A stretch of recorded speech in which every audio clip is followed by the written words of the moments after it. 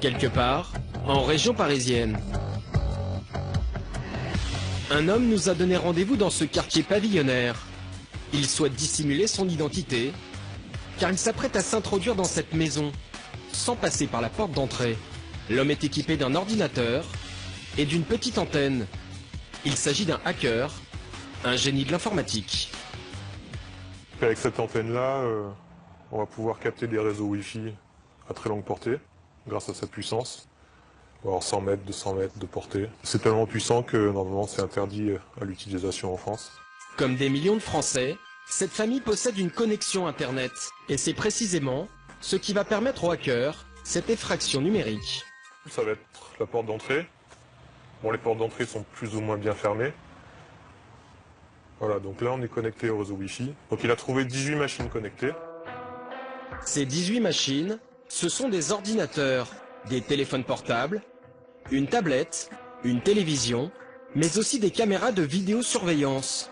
Et ce sont justement ces caméras, souvent mal protégées, qui vont lui permettre de jeter un œil dans la maison.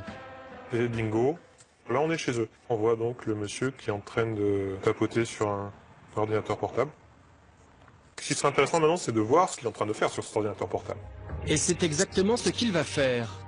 L'homme peut espionner en direct toute l'activité Internet du propriétaire, sites visités, photos téléchargées, mais aussi les achats effectués. Alors, par exemple, là on voit qu'il a cherché des chaussures. Alors, vu la taille, c'est forcément pour enfants. Donc ça veut dire qu'il a des enfants, et puis ça c'est pas des chaussures de filles. Donc il a un petit garçon.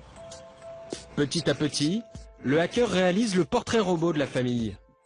Sur un autre ordinateur connecté, il découvre que quelqu'un est en train de consulter un site de recettes de cuisine. Il pourrait s'agir de la maman. Ça va commencer à être l'heure du dîner. Fromage parmesan sur salade. En quelques clics, le hacker s'est invité dans l'intimité de cette famille.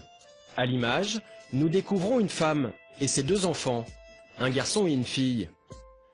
À distance, l'homme active le son grâce au micro d'un téléphone portable. Désormais, il entend tout. Tata, tu peux envoyer un texto à Tienne là, sur mon téléphone. Tu dis on peut partir. Les nouvelles technologies qui sont censées faciliter notre quotidien, ça rend notre vie privée quand même plus vulnérable, puisqu'un téléphone portable, ça a une caméra, ça a un micro, ça a un GPS. Donc c'est l'espion parfait en fait. Si ce père de famille avait quelque chose à se reprocher, cet espionnage pourrait être dramatique. On pourrait le faire chanter avec ces images-là, on pourrait écouter ou les conversations qu'il a avec sa femme, durant lesquelles il pourrait divulguer des détails importants, etc., etc. On a fait en 5 minutes ce qui prenait des mois ou des semaines de planification du temps de l'espionnage pendant la guerre froide. Pour cette intrusion dans la vie de cette maison, le hacker pourrait risquer jusqu'à 5 ans de prison.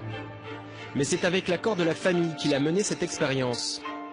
Désormais, les murs de notre domicile ne protègent plus forcément notre intimité.